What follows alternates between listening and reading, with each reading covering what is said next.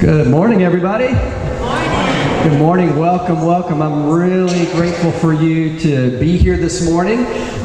This is an exciting morning in the life of our church, as not only is it the beginning of a new year, it's the beginning of a new journey, really, for our church.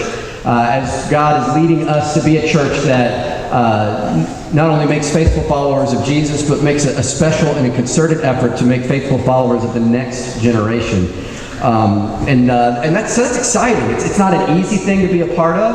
The schedule change on Sunday morning is big and hard. But really all that is setting the dinner table. And what we want to be a church, what we want to be about as a church is inviting the guests, is reaching into the lives of the next generation and to all that we meet.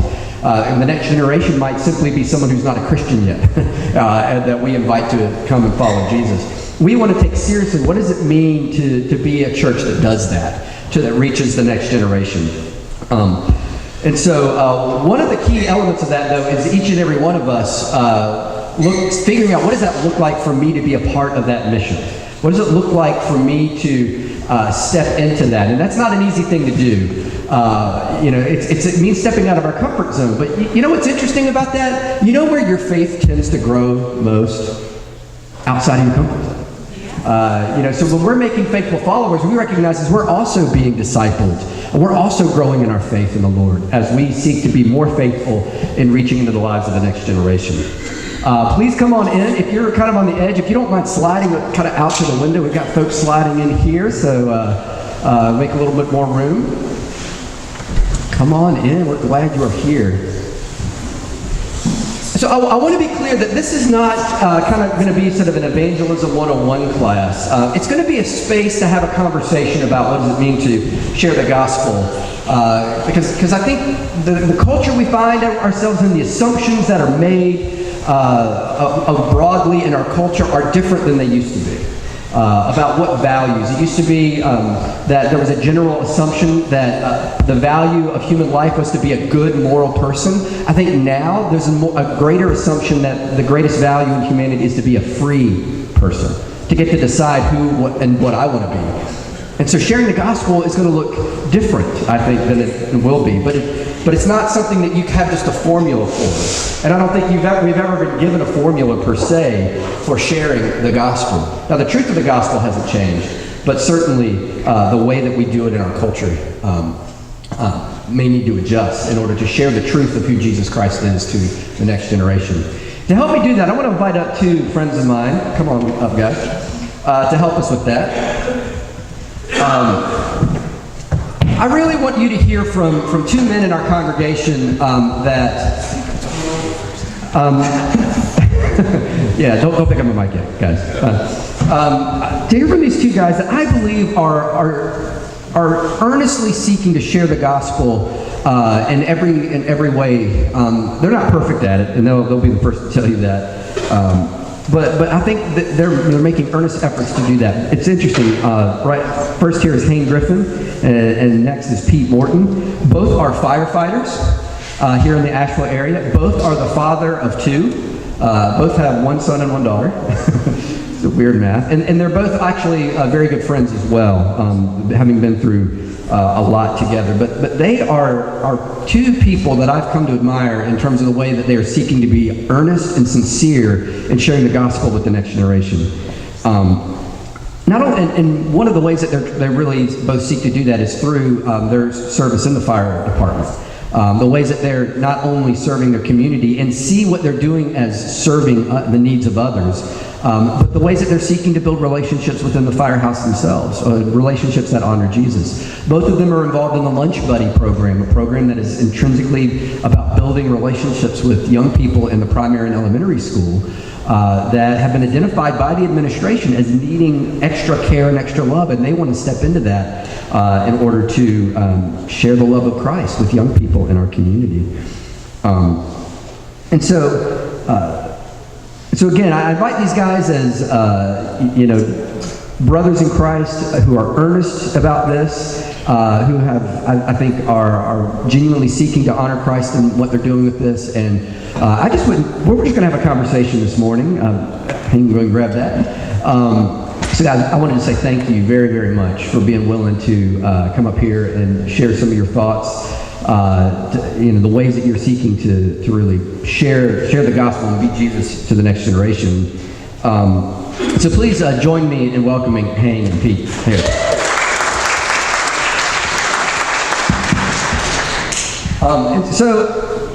Hayne, you've got the mic, so I guess I'm going to start with you. Okay. Yeah. And so I just want to ask you, and again, we were talking about this earlier, and I appreciate your honesty here. How would you describe the difference between sharing the gospel, say, 50 years ago and sharing it today? I told David when I heard that question, I don't think it's changed at all. And the reason why I think that is that, and I believe this in my core, is that if it is of God, it's going to be transformational. I believe that that's the full narrative of Scripture, is transformation. But so often in our faith, in our communities, we make things transactional.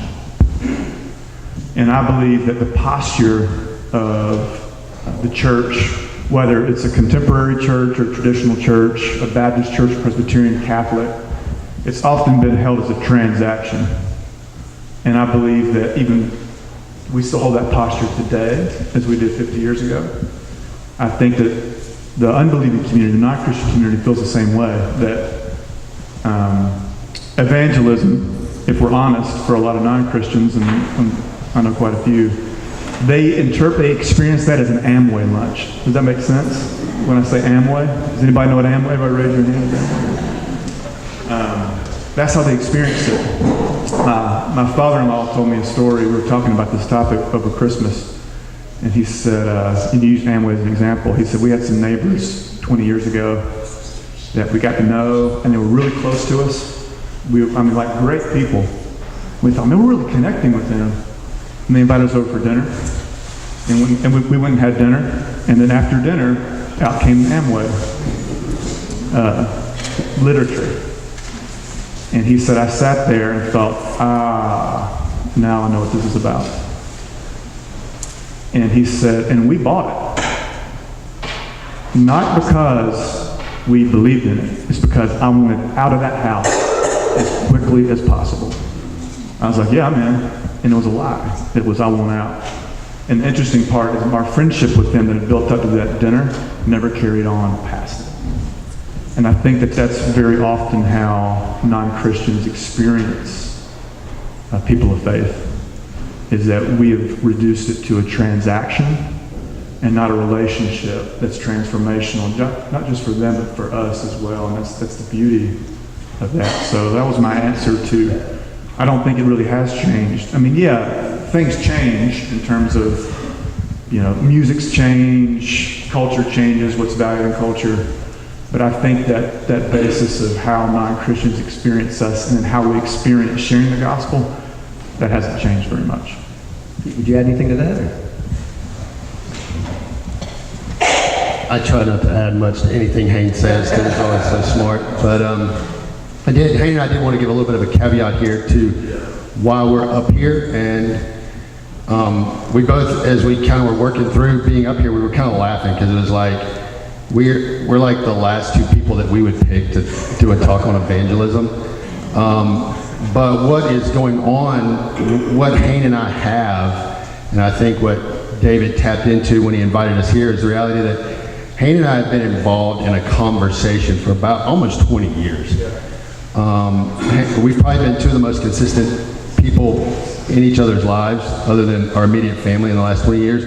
And not by our own attempt, as our paths just keep crossing. And in doing so, we've just shared our lives together. And Hayne and I have entered into a conversation about spirituality and life. And it's usually not G-rated conversation. It's usually pretty emotional conversation. And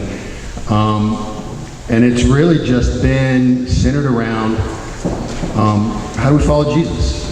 And so I think that's what you may experience this morning is that conversation that we've had, not really anything about evangelism, but more of a how do we follow Jesus conversation that Hayne and I don't have the answers to, but we just have engaged in. And we wanted to start out by inviting you into that conversation well beyond this, with us and with each other. In terms of evangelism being different now than it was 50 years ago, I would say the exact same thing as Hayne. And I would say that, in my opinion and thought, is that it's not different. And the reason I would say that is because people are not different. Like, if we think about the origin of ourselves, we are the product of a relational God that wanted to invite us into a relationship. And that's what, so people, we are not changed as people. In our DNA, our deepest need is the need and the desire to belong, right? It's the desire to be known. It's the desire to be part of something. So if we think of evangelism in those terms, it hasn't changed and never will change. Hayne and I have a quote that we share with each other. I heard it a while back from the quarterback Russell Wilson, and a young quarterback was asking him, how do you do your career? Was looking for advice from Russell Wilson, two-time Super Bowl quarterback. How do you go about your career? And his tagline is, do simple better. That's his motto for how he goes about his career, do simple better. And I think that when it comes to thinking about evangelism or the church or our life in general, like that's something, and Hayne and I talk about it in the fire department and life, it's like we're always reminding each other to get back to that. Like whether it's our personal finances or how we go about being firemen or how we go about our marriage, do simple better. There's a core basic to everything that calls it to work. I think the danger is when we talk about something like evangelism is we start talking about the interior decoration, right? So like the basic construction of a house hasn't changed in the last 50 years. I mean, you still have studs on 16-inch centers, but the decor has changed. So we have to be careful as a community. Are we just trying to change our decorations, or really being really good at building a house? Does that make sense? So I think those are the questions we're asking. Absolutely, and I think one of the things I really appreciated about the conversation we've had is the distinction you've made between a transactional relationship and a transformational relationship. And I know a lot of times I feel that pressure that I'm supposed to get somebody across the line to the transaction, so to speak. We're there, and certainly I want eternity for folks. But thinking about it in terms of a transformational relationship, can you guys talk about it? And Pete, you've got the mic. What are the ways that that both of you are trying to do that? Let's say at the firehouse, because I think that's where you're encountering a lot of non-believers, some believers certainly, but the ways that you're seeking to pour into your fellow firefighters, particularly the younger ones. Talk about what does transformational relationship look like in the firehouse? You can hand the mic. Are you ready for this? Sure. All right. I think that anything that's transformational is something that's redemptive. Because redemption, something that's redemptive is changing something for the good, for the better. So in my relationships, I'm the captain of a truck in South Asheville, and I have 4 guys that are under me. And in my relationships with them, this transformational is I always try to point out that the things that are redemptive in our work, the things that are redemptive that we're seeing in our community, the people that we go to, those are the conversations I'm always pointing to. And I'll share the quick story that I shared this morning with you guys. I'm going to try not to cry. And forgive me if I do. But one of the communities that we serve is Shiloh. Is anybody familiar with Shiloh in Asheville? It's a very impoverished community. But one of the beautiful things about Shiloh is that people call it impoverished, and it is financially. But when it comes to the community of Shiloh, they're one of the richest communities that I know of in the city of Asheville. They care for their own. They take care of one another. And in serving that community, we develop relationships with lots of people. And there's a woman who we've developed a relationship with who cares for her brother. They're both a year apart. She's 71, he's 70. And for the last 3 years, he's a brittle diabetic, and we go often to their home, and she's always caretaking for Jacob. Jacob's nickname is Bug. We all know him as Bug. But on Christmas morning, we responded to a call at Bug's home, and it wasn't for Bug. It was for Lucy, his sister, and she had passed. She was in cardiac arrest.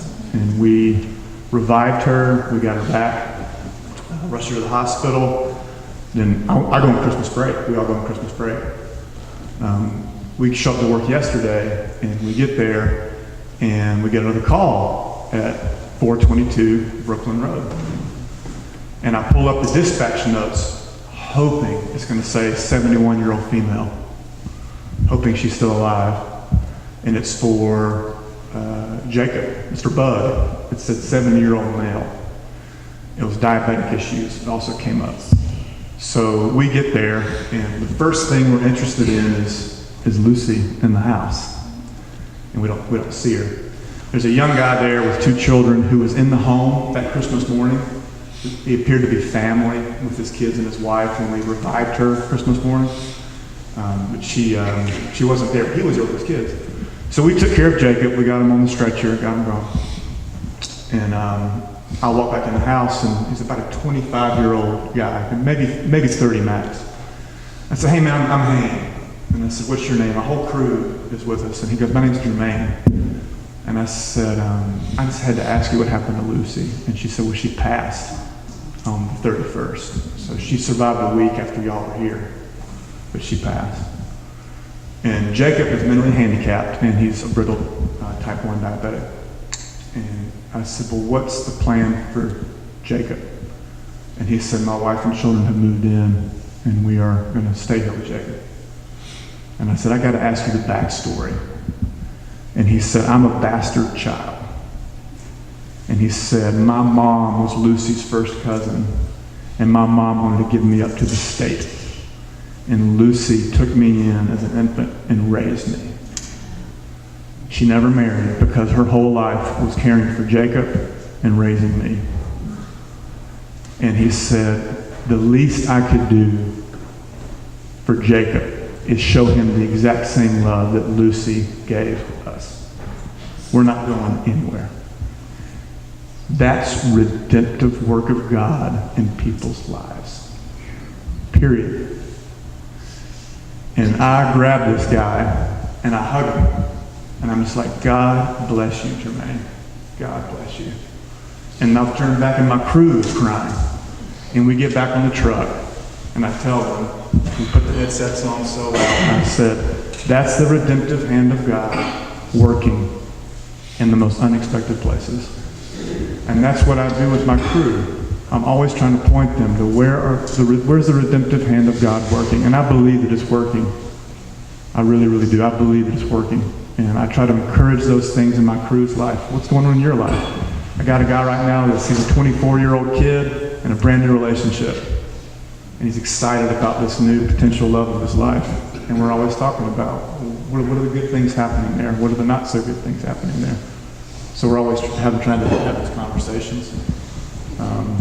And I firmly believe that things are getting better. I think it's easy to fall into the trap, and I tell some of my guys that things are getting worse. And a few years ago, I listened. I don't know if anybody's familiar with a theologian named John Stackhouse. Does anybody know who John Stackhouse is? Stackhouse taught with J.I. Packer and Eugene Peterson at Regent College. And I heard a quick talk from Stackhouse. It was an actual forum where people were talking about getting worse, and Stackhouse just asked the question real quickly. Let's take the 30,000-foot view. He said, "I don't even want to get into the narrative of Scripture that's showing everything getting redeemed. Let's just take the 30,000-foot view of history. It's not that it's perfect, but is slavery better today than it was 10,000 years ago? Is that being redeemed 1,000 years ago? Women's rights. Is it better today than it was 100 years ago, 200 years ago? Healthcare. And everybody was in there. You could just listen to people, you could hear, and I remember just bawling. And Stackhouse's whole point is, it's all being redeemed. It's all being redeemed. But we take these 2 steps forward, 1 step back, 2 steps forward. We have the Crusades, a step back. We have the Holocaust, a step back. We have places in culture where we take steps back. But it's all moving forward. And isn't that just, that's the narrative of my own life. Of these 2 steps forward, 3 steps back, 4 steps forward, 2 steps back. But seeing where God has brought me, and then looking at even the people of God in Scripture, where He's brought them in history. So I'm always pushing my guys towards how's it being redeemed, how can we enter into that and be a part of that. I don't know, there's a lot to add to that, but Hayne and I have this ongoing conversation. It usually ends up in text messages now that we have kids and lives and those sorts of things. A lot of our interaction is on text. And often we end our text messages with a little redemption always happens. And it kind of puts this tagline on the conversation that no matter what is going on in our lives or what we're dealing with or what we're learning, we can bring that, we can center that back to that reality of what are those glasses that we're putting on that we're looking at the world. And it's that redemption always happens. That's the story of Christmas, right? That's the story of Easter. That's what we celebrate as our culture, is that Jesus said, I'm fixing this. I'm making this better. And I'm inviting you into that. Just to add on to that a little bit from how to be transformational versus transactional. For me, one of the big things, for that to happen for me, that was a major theological shift for me, based on how I saw the world spiritually growing up and then becoming an adult and kind of working out my own spirituality, my theology, and moving to that place where, sorry, I'm getting lost in the cobwebs of my own emotions and mind, but moving to that place where, as a follower of Jesus, I didn't have an elite social status. And I think that so often as Christians, we take this posture towards the world that we know better, and we, in turn, are better because God loved us more than everybody else because we have salvation. And it kind of leads to this egotistical, elite mindset towards the world. And I'm talking generally, and I'm talking about myself. And for me, that shift from transactional to transformational was the realization of equality with all of humanity. And when that began to happen in my heart, that whether someone has said the sinner's prayer and is a Christian or not, I need those people in my life equally. They don't need me to save them. I need them to help me understand the gospel. So when I started looking at the world as I started looking at my own need for the gospel as equal to everyone else, and as people, whether their belief system was the same or not, contribute to my own spiritual growth, that's when it started becoming transformational. And now that allows me the freedom to sit in a relationship no matter what that person's status is, socially, economically, spiritually. I can sit in that relationship freely as a receiver and not just the person that has to change their life. So that was a big difference for me, that theological shift. Absolutely. So just a couple of things that I hear y'all saying is, let me make sure I got it right. Part of sharing the gospel in life, generally, broadly speaking, is one, holding on to this assumption that God is sovereign and sovereignly making all things new, just as He promised, and moving forward to, when we'll get the new heavens and the new earth. And so starting from an assumption that Jesus is at work making all things new. And so then to say, all right, do I, one, have the eyes to see where Jesus is at work, and two, point to it when I see it, kind of like you said, like that's it, that's God making all things new. You see that, everybody? Look, everybody see that? That's God making all things new. And then to to kind of additionally say that what part of that lens being looking at everyone we meet as someone created in the image of God, someone that we share a need. We have a common need. And then even as Christians, as people who are continually inviting God to overcome the brokenness that we still see in us, even as followers of Jesus, versus maybe someone who hasn't come to Christ and still living in that brokenness. But we still recognize, hey, you and I, we're in the same boat here. We have the same need, and so let's come at this together, as opposed to kind of Pete, what you were saying, a sense of I'm in, you're out. And even when there's a genuine sense of, hey, I want you in, still that sense of, I've got something you don't got. As opposed to like, you and I both are in the same boat, it needed the same Savior. Was that fair? I think so, and I think that goes to, again, a theological shift as salvation isn't something that happens an in or out thing, and salvation is not something that just happens when you die. Salvation is something that happens now, and it's the calling into the fullness of Christ and the freedom of life and what that has to offer now, and not just an end game. One of my favorite theologians, and he is a little bit controversial, is N.T. Wright, and it's one of his big sayings is, it is important, it's just not the end of the world. So, and if you start to look at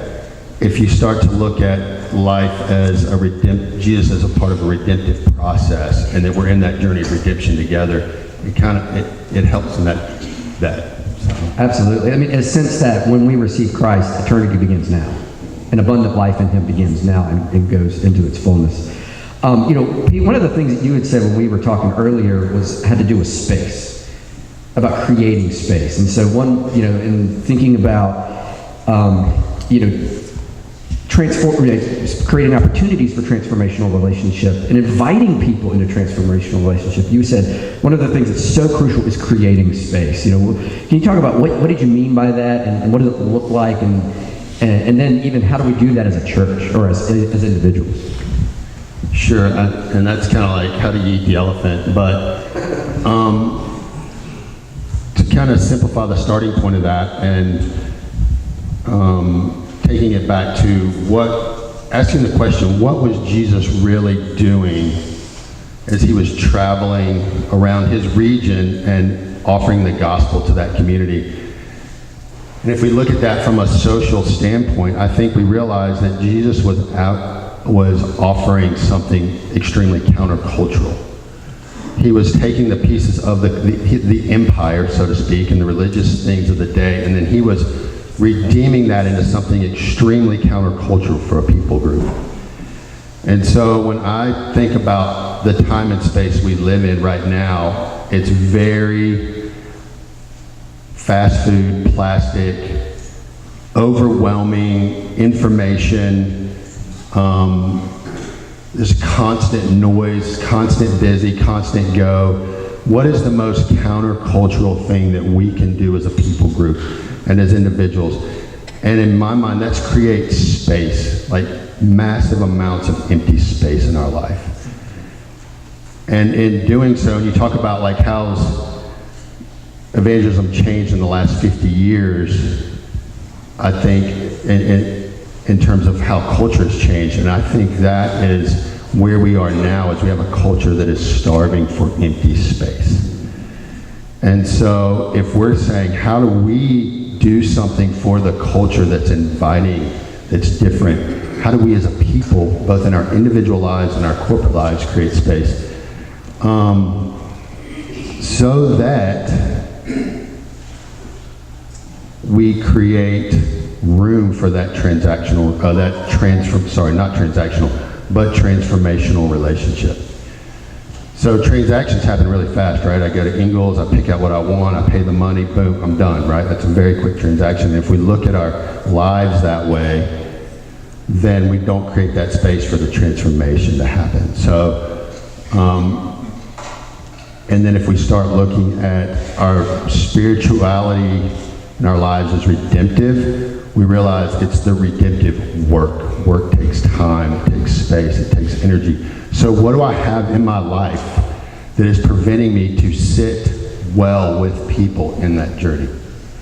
What do I have that's I'm saying yes to, but actually means if I'm saying yes to it, I'm saying no to the opportunity to sit well with people and be in that space of their redemptive process.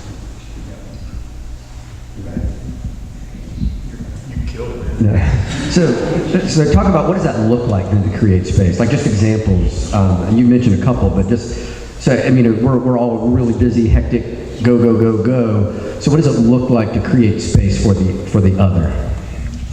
You know, and to answer this question, I'd be a massive hypocrite because I struggle with it just like everybody else, right? I'm a product of this middle class, high-paced Western culture. But early on, and I'll get emotional talking about this, but early on in our relationship, at the beginning of our relationship, Cassie and I always said that we will make every decision about relationships. We will do every major decision in our life, professionally, where we live, how we live, what we will always be about people. It'll be about relationships. So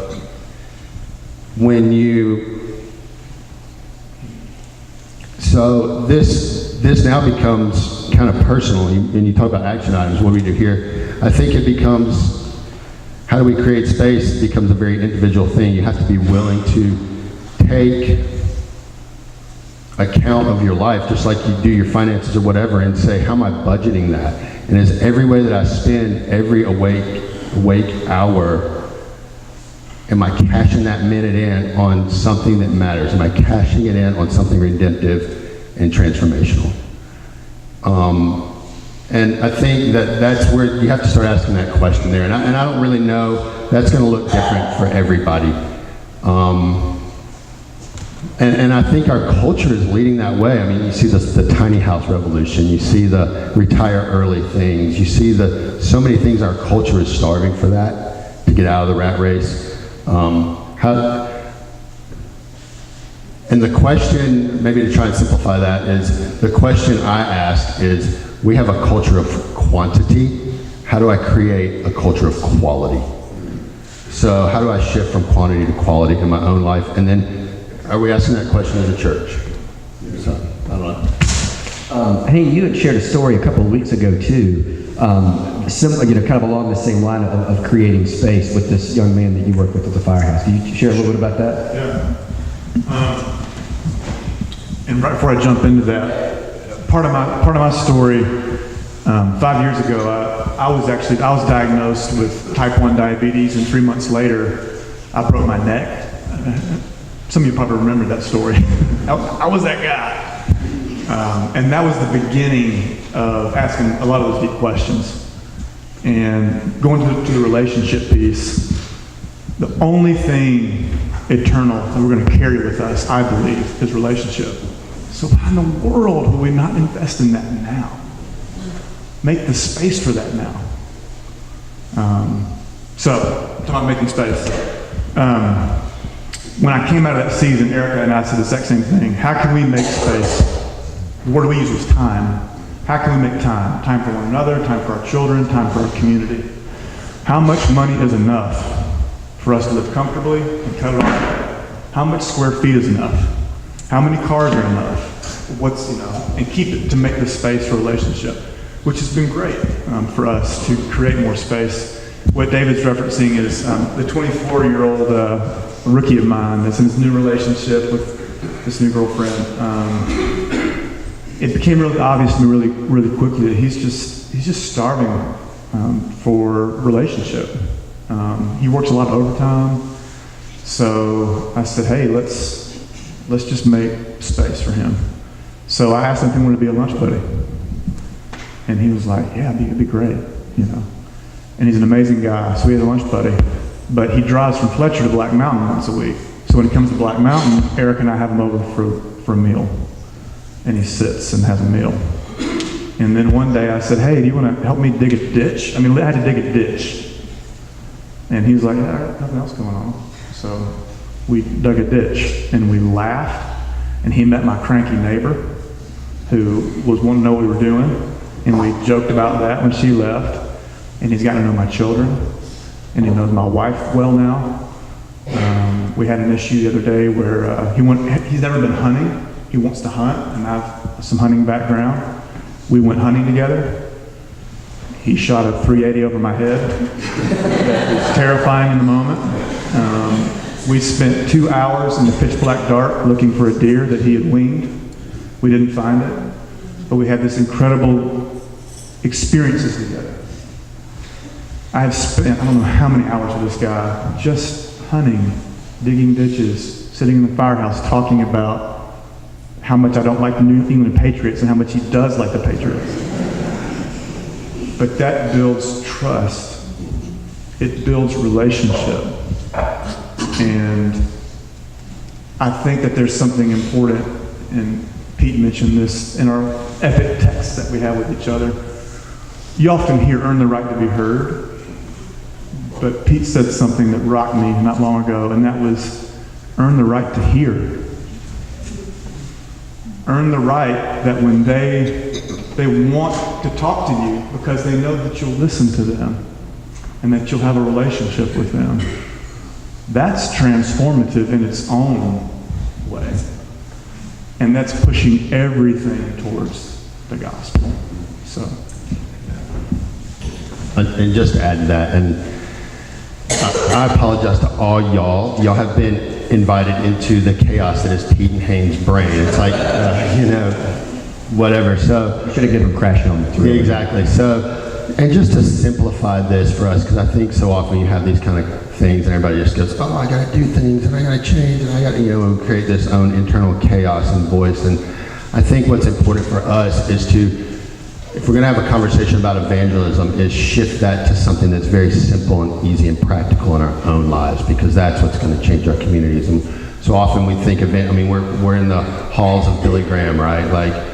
So we think evangelism and that's where our mind goes, and then we think, how do I replicate that in my life? And I just want to encourage you that evangelism, in my definition, is what is creating that space to earn the right to hear, right? So how do I do that in the life that I'm already living? With the people that are already in my life. There's people that want to be heard. Start with your children. Start with your spouse. If you don't hear your child and your spouse, then you are not going to hear your neighbor. You're not going to hear your coworker. You're not going to hear the person on the treadmill at the gym next to you. Do that well. Can you do your family well? Evangelize your children. Evangelize your husband and your wife. Then baby step. We're not saving the world here. We're creating space of redemption in our lives. Does that answer that? Yeah. That's awesome.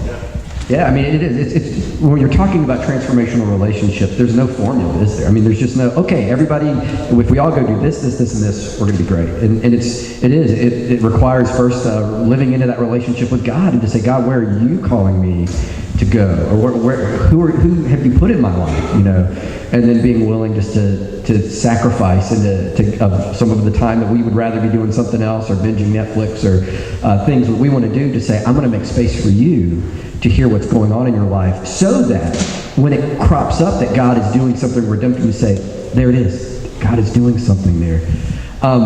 One of the things that I really want to do with this time in this series is every time to end with some kind of practical thing to be thinking about. And Pete, you really shared something really important. Just start small.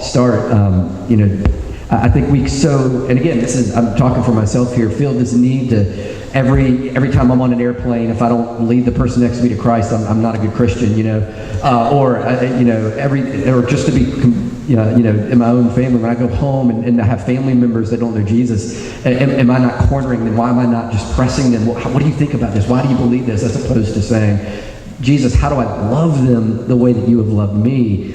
And loving them in the way of listening, in the way of receiving their life and hearing them, and then wait and trust God's sovereignty. Trust that God is making all things new, and that He will present the moment in the perfect moment. When it may be an invitation, it can be made. But, yeah.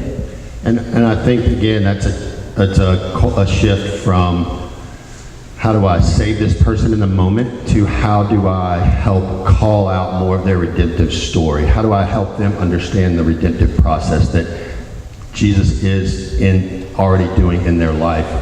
And so to end with something practical, a tool that I've used that made this so much simple for me was something called 3-story evangelism. And it sounds kind of corny and cheesy, but it simplified that process for me. It became a conversational tool, no matter where I am, to help navigate that time and space. And 3-story evangelism is their story, my story, God's story, Jesus' story of redemption. What I want and what I think we do now in a culture that moves so fast is we rush to the Jesus story, which is very important. And I'm not trying to minimize that. I'm just saying if we're thinking about creating time and space for people, 3-story evangelism means I'm going to create as much time and space for their story. How do I ask good questions? Like that's the how-to here. How do I ask really good questions so that they hang out in their story long enough? And if I trust that Jesus has already engaged their life redemptively, their story will tell them the story of Jesus. And then my story just becomes a really side note tool of where I can now tell my story in a way that it involves the story of Jesus, and those things start to lay on top of each other. Does that make sense? So now it's like, what do I do? What do I do on the treadmill? What do I do at work? Just ask really good questions. Be interested in people's lives and allow that to bring out the redemptive story. Amen. Amen. Hayne, any last marks for practical? I think the practical piece for all of us, and because we keep coming back to the overarching redemptive story that God is healing and redeeming all things, is thinking about the rhythms of your life and just taking a moment to pause and say, where do I see that happening in my week, in the workplace, in my neighborhood? Where do I see that already happening? Allow that to transform you, to encourage you. And then as you develop relationships deeper with your family, with your coworkers, with your neighbors, always pointing back to that. So look at what's going on here. And because I completely agree with Pete, everybody has a redemptive story. I work with another guy who was raised by his grandparents. His parents were very, very violent and abused him. And he's a hard person. But we had a conversation a couple of years ago, and I'm like, Lane, look at the work of your grandparents in your life. It's amazing that you're not strung out on meth right now. He was a turret gunner on a Humvee for 3 tours in Iraq. He's seen incredible violence. And I'm like, look, you came back from Iraq, and you became a firefighter because you told me, I've seen enough death and destruction that I want to give back to the world rather than take away from the world. That is redemptive work in your life, the love of your grandparents, your choice to do something meaningful with your life. God's redeeming you, Lane. And I tell stories often about when they're just parables. And every single time, at first it was, where did you hear that? I'm like, well, that's actually And his immediate response, I'll never forget, I'm not going to say the G-rated version. Here's a G-rated version. He looked at me and he goes, Jesus was an effing genius. That's what he said to me. He didn't say effing. And I was like, yeah, Lane, he sure was. And now when I bring something up that's redemptive, he says, that's Jesus, isn't it? Jesus did that, right? I'm like, yep, Jesus did that. And he's working in your life. Look at the ways look at your story. And just pointing to those. That's what I would encourage you to do. Get to know people and see the redemptive work in their life and just turn them, point them, nudge them towards the bigger picture, which is the kingdom that Jesus was so clear about. So. Pete, Hayne, thank you very, very much. Please show your appreciation to these guys.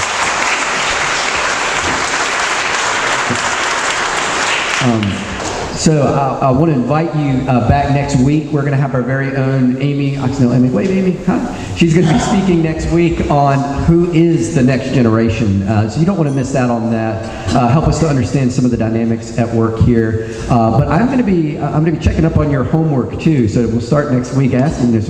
Have you listened to anybody this week? Have you asked any good questions? Have you created space? So, but Pete, you want to close us in a word of prayer? That'd be awesome. Thank you. And again, just this is a conversation that Hayne and I just love to have with each other. It's been transformational in our lives, and we just invite you into that conversation with each other or with us, whatever you're drawn to. So, we'll hang out. I'm going to hang out if y'all want to talk. Anybody wants to talk? Absolutely. Let me pray for us.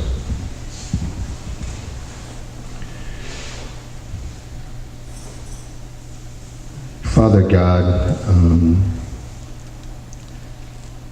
help us to remember that the simplest